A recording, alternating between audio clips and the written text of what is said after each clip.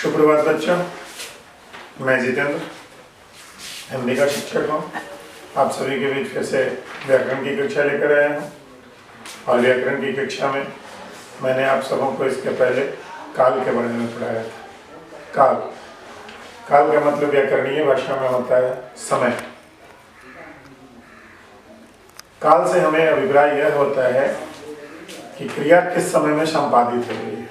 क्रिया होने का समय का ज्ञान शब्द के जिस रूप से होता है वह काल कहलाता है। काल को 3 भागों में बांटा गया है, भूतकाल, वर्तमान काल, भविष्यत काल। फिर भूतकाल को 6 भागों में बांटा गया है, वर्तमान काल को 3 भागों में बांटा गया है, भविष्यत काल को भी 4 भागों में बांटा गया है। कहीं कहीं 3 भाग जो उसके बताया है। अगर आपको काल विस्तृत रूप से पता नहीं हो तो मेरी पिछली कक्षा में जाइए, उस वीडियो को देखिए, भाग 10 को, और काल के बारे में विस्तृत जानकारी आप संग्रहित करें। फिर से विद्यालय का मैं एक बार आभार व्यक्त करता हूँ जिन्होंने अपने अथक परिश्रम से आप लोगों का समय जाया ना हो इस लॉकडाउन की अवधि में, इसलिए ई क्लास की व्यवस्था की गई है। आप तमाम छात्रों से मैं गुजारिश करता हूँ कि कृपया ई क्लास का भरपूर फायदा उठाएं। विद्यालय के portal Vidyapati public school Padamkher YouTube channel पर जाइए, वहाँ सब्सक्राइब कीजिए और वहाँ बहुत सारे शिक्षकों का, सिर्फ मेरा ही नहीं, विद्यालय के अन्य शिक्षकों का वीडियो वहाँ अपलोड है। आप अपनी सुविधा के हिसाब से, क्लास के हिसाब से उसे देखें, समझें और आप निशान करें। जैसा कि कल मैंने बताया था, आज मैं आपको वचन के बारे में पढ़ाऊँ। वचन का मतलब होता है नंबर। वचन का अगर एक और शाब्दिक अर्थ होता है तो वचन का मतलब होता है बोली, बात। किसी को वचन हमने दिया है, किसी को अगर मैंने कुछ दिया है, वचन दिया है कि कुछ हमसे मांग लीजिए, तो वो भी वचन कहलाता है। लेकिन व्याकरणीय दृष्टिकोण से वचन का मतलब होता है नंबर, संख्या। शब्द के उस रूप को वचन कहते हैं जिससे उसकी संख्या का बोध होता है, तो उसकी संख्या कितनी है। हिंदी में वचन को 2 भागों में बांटा गया है, एक वचन और बहुवचन। जबकि वही अगर संस्कृत की हम बात करें तो संस्कृत में वचन को 3 भागों में बांटा गया है, एक वचन, द्विवचन और बहुवचन। संस्कृत में 3 भाग में विभक्त किए गए हैं, लेकिन हिंदी में वचन को 2 ही भाग में बांटा गया है, एक वचन और बहुवचन। परिभाषाएं सामान्य है। एक वचन 2 शब्दों से मिलकर बना हुआ शब्द है। एक वचन मतलब वैसा शब्द का रूप जिससे उसके एक होने का ज्ञान होता है, तो उसकी संख्या एक ही है। राम, श्याम, मुजफ्फरपुर, आगरा, पटना, ये सब जो हुआ ये एक व्यक्ति या एक स्थान या एक वस्तु का कलम, एक वस्तु का बोध करा रहा है।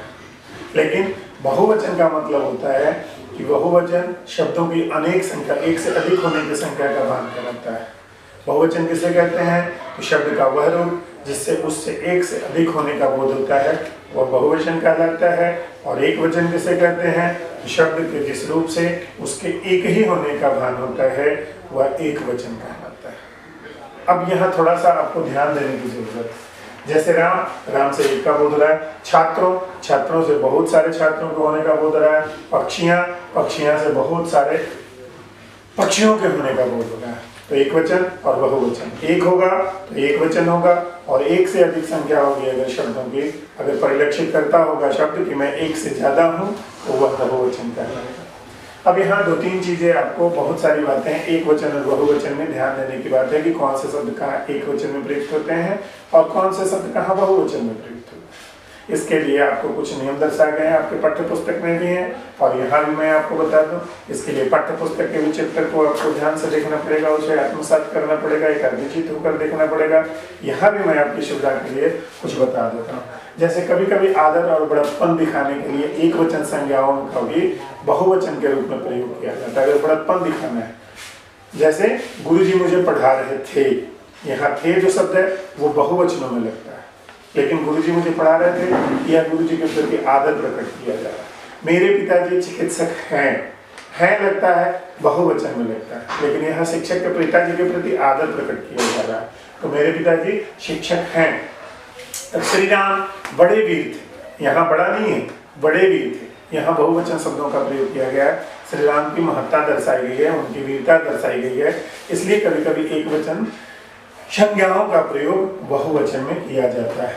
दूसरी बात है, कभी कभी मैं की जगह हम का भी प्रयोग किया जाता है। वहां भी बड़प्पन दिखाने के लिए या तत्परता दिखाने के लिए मैं हुआ एक वचन, तो एक वचन का बहुवचन होता है हम या हम लोग होता है। लेकिन कभी कभी मैं की जगह आदमी हम का भी प्रयोग कर लेता है। अगर बड़प्पन दिखाना हो, आदर दिखाना हो, अपनी बड़प्पन दिखाना हो तो वहां कर लेते हैं। जैसे हम आ गए या हम मीटिंग में जा रहे हैं, तो हम मीटिंग में जा रहे हैं इसका मतलब बहुत सारे लोग मीटिंग में नहीं जा रहे हैं। इसका तात्पर्य यह भी हो सकता है कि मैं जा रहा हूँ। कभी कभी बड़प्पन दिखाने के लिए या उत्सुकता बस कभी कभी आदमी मैं की जगह हम बोल जाता है। वैसे सब जिससे भीड़ समूह दल इत्यादि का माने भीड़ का बोध होता है, तो भीड़ तो वैसे ही हो गया बहुवचन शब्दों का। समूह का मतलब ही हो गया कि उसमें बहुत सारे लोग हैं, दल का मतलब ही हो गया कि उसमें बहुत सारे लोग हैं। लेकिन ये सब जो बोधक शब्द होते हैं जिससे भीड़ का बोध होता है, समूह का बोधक होता है, दल का बोध होता है, गुच्छा का बोध होता है, ये सब शब्द प्रायः एक वचन ही होते हैं और एक वचन शब्दों में ही प्रयोग किया जाता है। जैसे सेना ने श्रीलंका पे हमला कर दिया, सेना ने, यहाँ एक वचन है, सेनाओं ने नहीं होगा। सेना एक वचन शब्द है और एक वचन में ही प्रयोग हो जाता है। समूह का भी मतलब होता है जनसमूह, जनसमूह से मतलब होता है एक वचन होता है। तो ऐसे जो शब्द होते हैं जो भीड़ दर्शाने वाले शब्द हैं, समूह दर्शाने वाले शब्द हैं, ये सब जो शब्द होते हैं वो एक वचन में ही बराबर प्रयोग किया जाता है।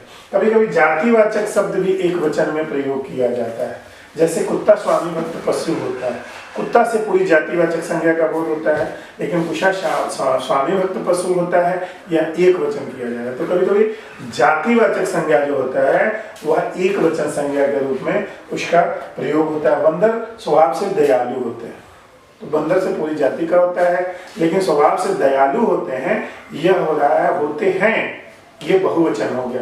तो कभी कभी जातिवाचक संज्ञाएं भी समूहवाचक संज्ञाओं में बहुवचन संज्ञा के रूप में प्रयोग किया जाता है।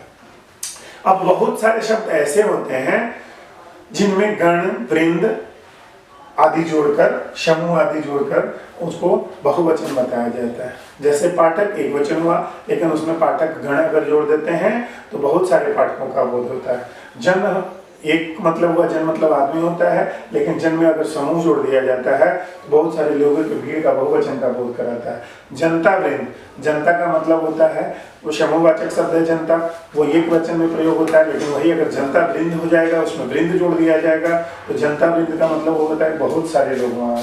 शिक्षक वृंद, तो शिक्षक वृंद का भी मतलब वही होता है। वही अध्यापक का अगर हम प्रयोग करते हैं तो अध्यापक की जगह गण का प्रयोग होगा, अध्यापक गण।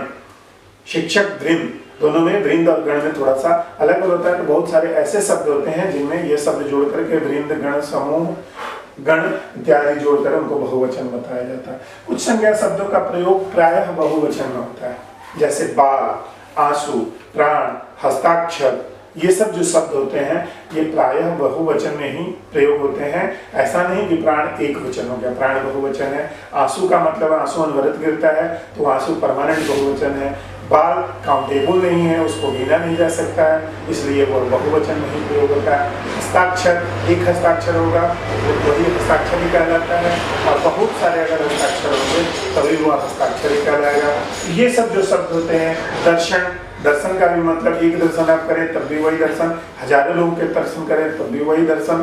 तो ये सब जो शब्द होते हैं ये शब्द प्रायः बहुवचन वाले शब्द होते हैं। इसके साथ ही अब आपको ध्यान देकर ये ध्यान देना है कि एक वचन और बहुवचन को कैसे परावर्तित किया जाता है, एक वचन संज्ञाओं को बहुवचन में कैसे परावर्तित किया जाता है, इसके लिए मैं फिर से आपको बता दूं। मैं आपको बता दूं, अब मैंने आपको बताया था कि एक वचन से बहुवचन में परावर्तित करने के नियम आपको बताए गए हैं।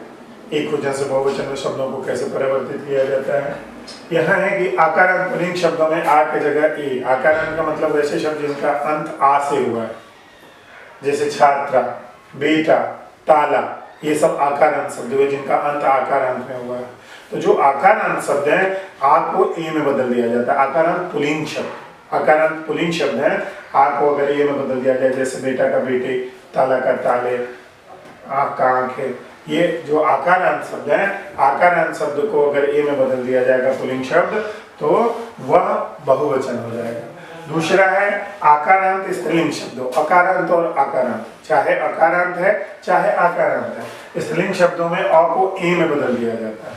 अ को ए में बदल दिया। वैसे शब्द जो अकारांत है और उनका अगर बहुवचन कन्वर्जन करना है तो अ को ई में बदल दिया। जैसे आंख का आंख है, कमीज का कमीज है, ये अकारांत है। आंख स्त्रीलिंग शब्द है, कमीज स्त्रीलिंग शब्द है। अगर इसका बहुवचन करना है तो स्त्रीलिंग शब्दों में अ को ए में बदलना है और आ को भी ए में बदलना है। अकारांत और अकारांत दोनों को अ और आ को ए में बदल देना। जैसे छात्रा का छात्राएं, लता का लताएं।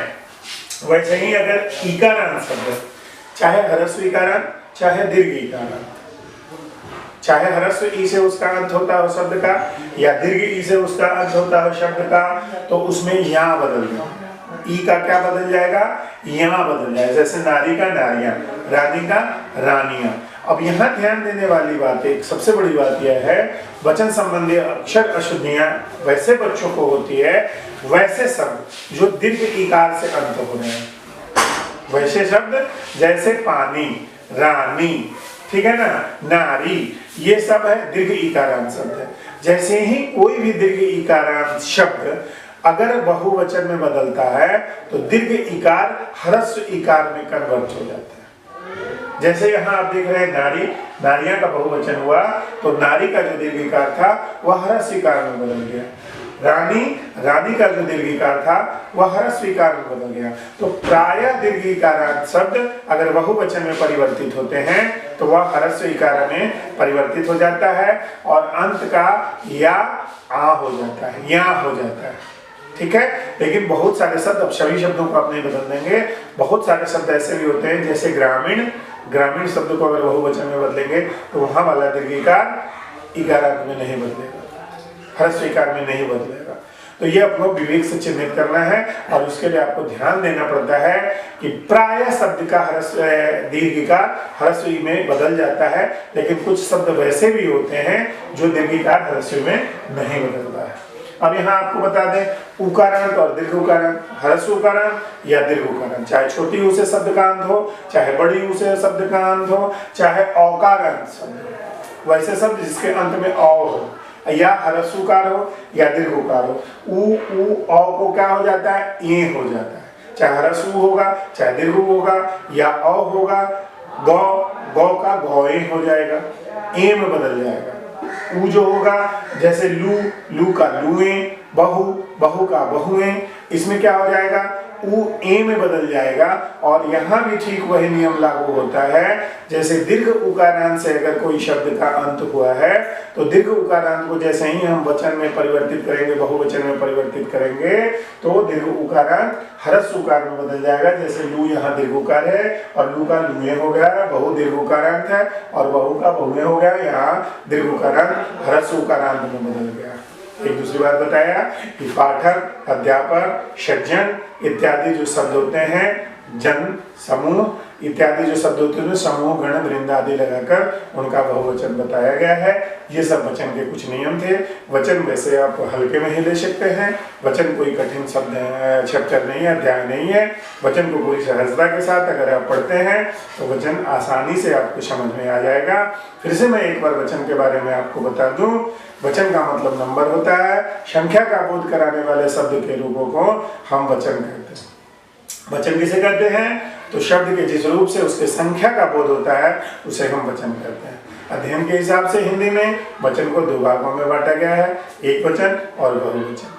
एक संख्या का बोध कराने वाले शब्द रूपों को हम एक वचन कहते हैं और एक से अधिक संख्या का बोध कराने वाले शब्द रूपों को हम बहुवचन कहते हैं। और बहुत सारे मैंने आपको नियम ही बताए हैं, आपकी पाठ्य पुस्तक में भी बताए गए हैं एक वचन से बहुवचन में परिवर्तित करने के। उन नियमों को आप ध्यान से पढ़ें, पूरी एकाग्रचित्ता के साथ एक क्लास का फायदा उठाएं, मन लगाकर सभी बच्चे पढ़े। हमारी शुभकामनाएं आपके साथ।